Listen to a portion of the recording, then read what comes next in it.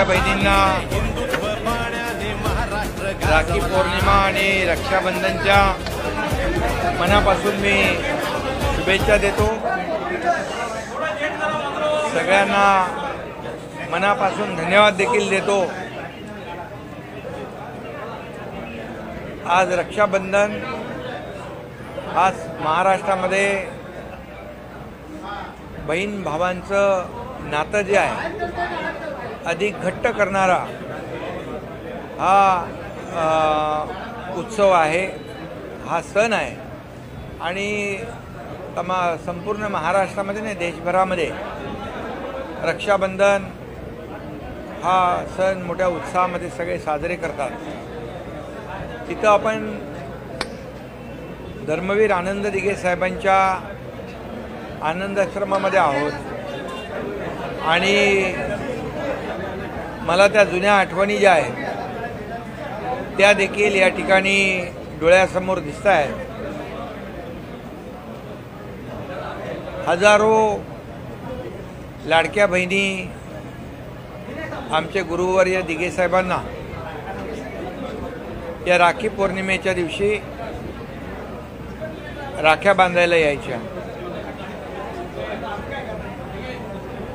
आज आपण पाहिलं की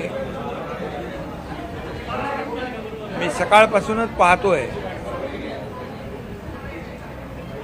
सकाळपासूनच्या कार्यक्रमामध्ये जिथे जिथे जातोय तिथे तिथे लाडक्या बहिणी ज्या आहेत त्या राख्या अतिशय आदराने आपुलकीने बांधतायत। आणि आता देखील आपण पाहिलं की इथं टेंबी नाक्याला आनंद आश्रमात हजारो लाडक्या बहिणी अगदी दुपारपासून या ठिकाणी राख्या बांधण्यासाठी वाट पाहत होत्या। मला समाधान आहे। खरं म्हणजे मी अगदी शाखा प्रमुख, नगरसेवक या ठाण्यामध्ये ठाणे महापालिकेचा सभागृह नेता, आमदार, विरोधी पक्ष नेता, मंत्री, मुख्यमंत्री, उपमुख्यमंत्री ही सगळी पदं मी भूषवली आणि प्रत्येक पदाचा वापर हा सर्वसामान्य गोरगरीब जनतेसाठी, त्यांच्या हितासाठी त्याचा वापर केला। महाराष्ट्राच्या विकासासाठी त्या अधिकारांचा वापर केला। पण या सर्व पदांपेक्षा मला या महाराष्ट्रातल्या लाडक्या बहिणींचा लाडका भाऊ हे पद सगळ्यात महत्त्वाचं आणि मोठं आहे अशी माझी भावना आहे। कारण जे प्रेम पाहतो आपण, जी काय आपुलकी आणि आदर त्या लाडक्या बहिणींच्या डोळ्यामध्ये पाहताना एक वेगळा आनंद आहे, समाधान आहे। आणि याचाही मला आनंद आहे की मुख्यमंत्री पदाच्या कारकिर्दीमध्ये या महाराष्ट्रातल्या सर्वसामान्य गोरगरीब लाडक्या बहिणींसाठी मुख्यमंत्री माझी लाडकी बहीण योजना, लाडकी बहीण योजना या ठिकाणी सुरू करण्याची संधी मला मिळाली, याचा आनंद मला आहे। खऱ्या अर्थाने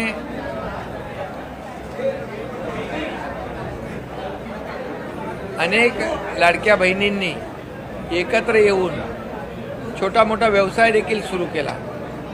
अनेक सक्सेस स्टोरी आहेत। छोटा व्यवसाय तो मोठा केला। अनेक लाडक्या बहिणींनी एकत्र येऊन क्रेडिट सोसायटी काढली। ठाण्यातल्या एका लाडकी बहिणींनी लाडकी बहीण स्टॉल सुरू केला आणि त्या स्टॉलवर आता जवळपास चहा नाश्त्याचा विक्री सुरू आहे आणि हा बघा, ही लाडकी बहीण हा स्टॉल या लाडकी बहीण योजने मोठा करण्यात आला. लाडकी बहीण योजना कशी या ठिकाणी वेगवेगळ्या पद्धतीने लाडक्या बहिणींनी त्याचा हा स्टॉल आहे. लाडकी बहीण ठाण्यातला आहे. अशा अनेक ठिकाणी लाडक्या बहिणींनी जे लाडकी बहीण योजनेतल्या पैशांचा योग्य वापर केला आणि स्वतःच्या कुटुंबाला एक हातभार लावण्याचं काम केलं. खरं म्हणजे लाडक्या बहिणींना आपल्याला देशाला तर स्वातंत्र्य मिळालं 1947 साली, परंतु लाडक्या बहिणींना जे आर्थिक स्वातंत्र्य आहे ते देण्याचं काम या योजनेमधून आम्ही केलं. याचा मला आनंदही आहे. आणि जेव्हा मी मुख्यमंत्री होतो तेव्हा त्या आमच्या टीमने, मी, देवेंद्रजी, अजितदादा आणि आमचे सर्व सहकारी मंत्रिमंडळ या सर्वांनी मिळून एक मोठा निर्णय जो घेतला, त्या निर्णयाचा फायदा कोट्यावधी कुटुंबांना झाला. आणि तेच प्रेम जे आहे लाडक्या बहिणींचं आज माझ्या पाठीशी आहे. त्यामुळे मगाशी मी म्हणालो, सर्व पदांपेक्षा लाडका भाऊ हे पद मला खूप महत्त्वाचं. शरद पवारांनी असे वक्तव्य केलं आहे विधानसभेच्या संपूर्ण महाराष्ट्रातून शिवसेनेमध्ये पक्षप्रवेश सुरू आहे. आता अशातच जम्मू काश्मीरमध्ये देखील ऑपरेशन टायगर पाहायला मिळते. जम्मू काश्मीरमधील गुवाहाटी राज्य प्रमुख मनीष सहानी सामंतांची भेट घेतली, तुमची देखील भेट घेतली. महाराष्ट्रामध्ये गेल्या 2.5-3 वर्षामध्ये जेव्हापासून आम्ही बाळासाहेबांच्या विचारांची, आनंद दिघे साहेबांच्या विचारांची शिवसेना पुढे नेतोय आणि त्यामुळेच एक विचारधारा जी आहे, हिंदुत्वाची विचारधारा, बाळासाहेबांची विचारधारा, आनंद दिघे साहेबांची विचारधारा आणि विकासाची विचारधारा हे पाहून गेल्या 2.5 वर्षात जे महायुतीने काम केलं त्याची पोचपावती तर विधानसभेमध्ये जनतेने दिली. अतिशय मोठं बहुमत महायुतीला मिळालं आणि त्यामुळेच राज्यभरातून, अगदी देशभरातून, राज्यातून लोक शिवसेना जॉईन करत आहेत, शिवसेनेमध्ये प्रवेश करत आहेत. ते कोण आहेत तिकडे?